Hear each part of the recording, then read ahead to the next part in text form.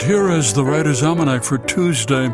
It's the 22nd of June, 2021.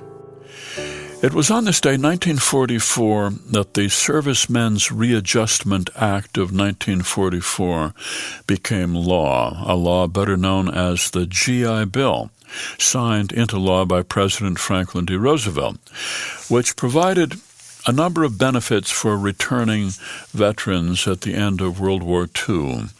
Education, unemployment pay, low-interest loans for houses, farms, or businesses. It turned out to be a very popular piece of legislation, but it almost did not pass at all. The House and the Senate fought over various parts of it. Some congressmen didn't want to extend unemployment benefits to veterans. They worried it would stop people from looking for work. Other people thought that veterans would not fit in at colleges, which historically had been attended mostly by children of privilege.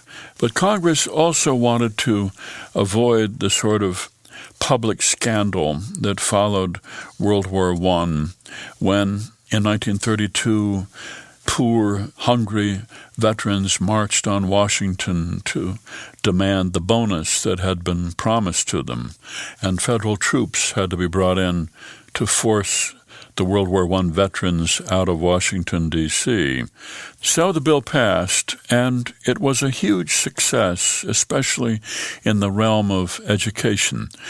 In 1947, 49% of students admitted to college were veterans.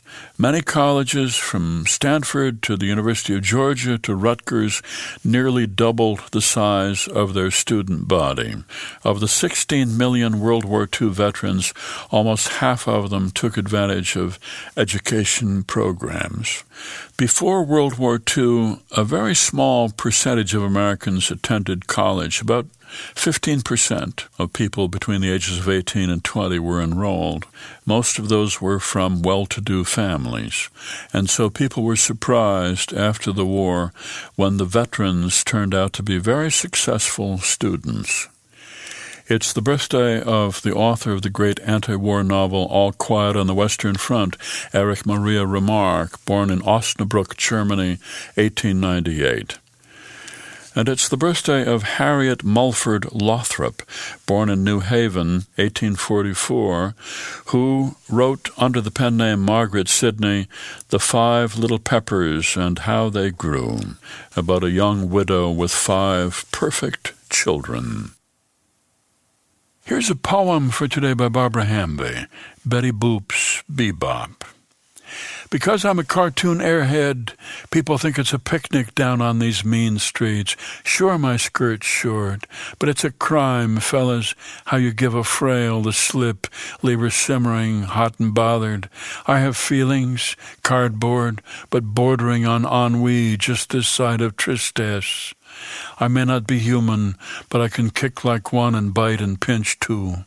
Don't forget, mister, I'm not just a bimbo with a helium voice. I'm no Rococo parvenu pillhead. I've read your Rilke, your Montesquieu. Really, I'm not as dumb as I look, or maybe I am. Less tries to be more, but ends up being nothing. My last beau vetoed the philosophy of religion class in favor of pre-law. Exactly why, I don't know, but I'm getting a glimmer. Stay zany, the cartoonists tell me, and next year you'll play Cinderella. Barbara Hamby's poem, Betty Boop's Bebop, from All Night Tango, published by University of Pittsburgh Press, funded by donations from listeners like you, now available on PRX for distribution by your local radio station. Be well, do good work, and keep in touch.